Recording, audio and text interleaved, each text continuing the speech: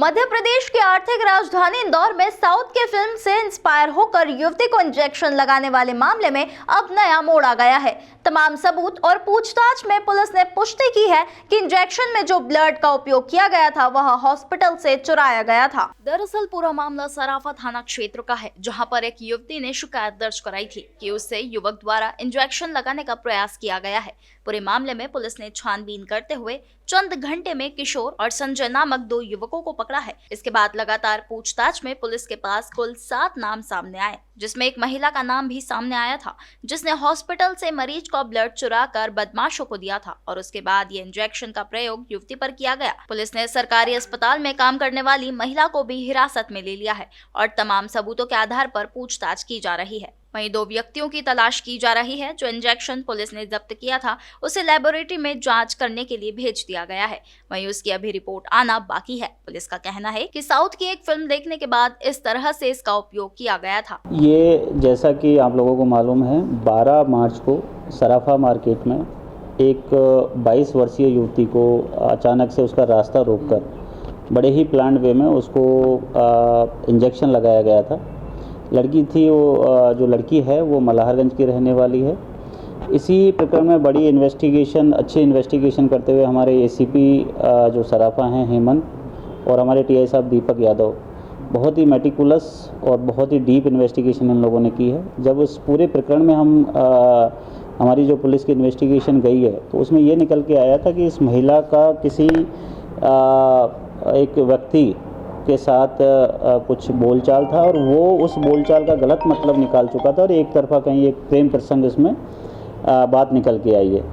पिछले कुछ सालों से इनमें आपस में बातचीत नहीं हो रही थी। उस जो मेन आरोपी है उसके द्वारा इसको लगातार परेशान किया जा रहा था और लगभग 1 साल पहले भी इंट्रोगेशन में जो हमें मालूम चला है, पिछले 1 साल पहले भी इस लड़की पर एक अटैक उसने करवाया था। उसको लड़की को ब्लेड मारी गई थी और जब उसमें सक्सीड नहीं हुआ, उसमें उसको जो चाहा इतना नुकसान नहीं पहुंचा पाया, तो इस लड़की को फिर इसने ये संक्रमित एक इंजेक्शन अपने साथियों के साथ मिलके इसमें 12 तारीख को इस लड़की को लगवाया है। टोटल इसमें 7 आरोपी हैं।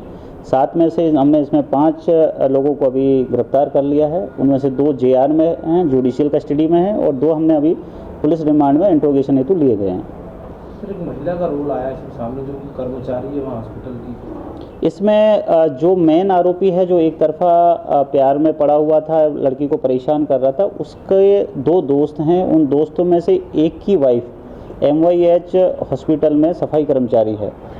तो जो ये मेन आरोपी है, इसने एक मूवी है आई, उससे कहीं इंस्पायर हुआ है या ये बहुत ही गलत और मतलब बेहद भयानक आइडिया उसने वहाँ से इसको उठाया है कि उस मूवी में एक इंजेक्शन लगाने के बाद बॉडी में कुछ ऐसे चेंजेज होते हैं जिससे कि उसकी लाइफ बड़ी दर्दनाक हो जाती है। तो उस जो महिला जो हॉस्पिटल में काम करती है, उसने टीबी वार्ड से किसी एक पेशेंट का जो ब्लड का सैंपल है वो लगभग 5-6 महीने पहले निकाला है और उस ब्लड के सैंपल को जो EDTA होता है, जो अपना एक सॉल्ट होता है, उसमें प्रिजर्व किया है। मतलब बहुत वेल इन्फॉर्म्ड लोग हैं ये, और वो प्रिजर्व करके उसको डीप फ्रीजिंग में इन्होंने अपने ही किसी जो मेन आरोपी उसने अपने दोस्त के यहाँ पे फ्रीज में रखा हुआ है। और जब मौका मिला तब उनको क्या कहते हैं, इस बच्ची को इंजेक्शन उन्होंने 12 तारीख को लगाया है। तो जो महिला का रोल है, उसने वहाँ से जो संक्रमित आदमी का ब्लड उसने अवेलेबल करवाया है। ये कंफर्म हो गया कि संक्रमित ही था इंजेक्शन? देखिए कि अभी इसमें हमारे कुछ इन्वेस्टिगेशन के पहलू बाकी हैं कि एक तो किस आदमी का ब्लड सैंपल उन्होंने कलेक्ट किया है, उसके बारे में हमने हॉस्पिटल से जानकारी मांगी है कि पिछले 6 महीने में या साल भर में कितने ऐसे लोग आए जो हमारी इन्वेस्टिगेशन के हिसाब से एक्सपायर हो गए या फिर जिनका लिया जा सकता है। दूसरी चीज़, जो वायल हमें मिला है उसमें संक्रमण की पुष्टि हो गई है। तो इसमें उसी हिसाब से फिर हमने इसमें धारा भी बढ़ाई है और इसमें बड़ी सख्त वैधानिक कार्रवाई हम आगे करने वाले हैं। बच्ची की स्वास्थ्य, बच्ची का स्वास्थ्य बिल्कुल ठीक है। उसको जो ट्रीटमेंट वाला पार्ट में उसमें हमने प्रिकॉशनरी जो मेजर्स लेने थे, डॉक्टर से सलाह करके उनकी काउंसलिंग भी चल रही है।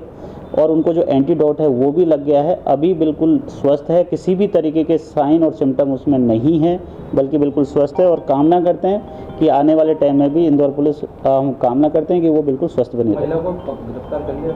महिला को हमने इसमें गिरफ्तार कर लिया है। अभी जिसने रास्ता रोका था और जिसने पीछे से इंजेक्शन लगाया था, वो 2 आरोपी अभी फरार हैं, क्योंकि उनको पहले से ही पूरी स्टोरी का मालूम था। तो उनके लिए हमारी लगातार टीम लगी हुई है, जल्दी उनकी गिरफ्तारी हो जाएगी। ये बिल्कुल जो इसमें ब्लड का सैंपल ला के देना था, उसके लिए 15,000 रुपये का पैसे का लेन देन की इसमें अभी तक बात सामने आई है। और उसमें कुछ कैश में ट्रांजैक्शन हुआ था, कुछ ऑनलाइन ट्रांजैक्शन हुआ था।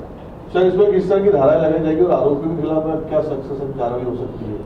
देखिए, इसमें जो टोटल 7 में से 3 आरोपी ऐसे हैं जिनका क्रिमिनल रिकॉर्ड है, और जो मेन आरोपी है पहले भी एक्साइज एक्ट और मारपीट के झगड़ों में उसका अच्छा खासा रिकॉर्ड है।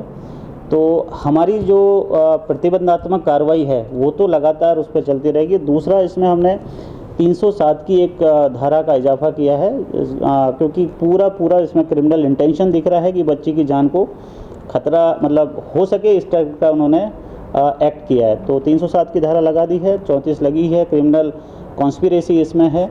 और उसके अलावा आने वाले दिनों में हम गंभीर प्रतिबंधात्मक कार्रवाई भी इनके खिलाफ करेंगे। सर, एक महत्वपूर्ण सवाल ये कि जैसे महिला से उन्होंने सौदा करके वहाँ से ब्लड सैंपल लिया, ब्लड लिया उसका, तो महिला के अलावा सर ऐसा नहीं कि एमवाई के जो दूसरे भी उनके सुपीरियर अधिकारी उन पर भी कार्रवाई की जाती है? इस तरह की लापरवाही कैसे? सर, ये तो एक बहुत ही गंभीर मामला है। देखिए, इन्वेस्टिगेशन अभी हमारा ख़त्म नहीं हुआ है, इन्वेस्टिगेशन जारी है, इंट्रोगेशन जारी है।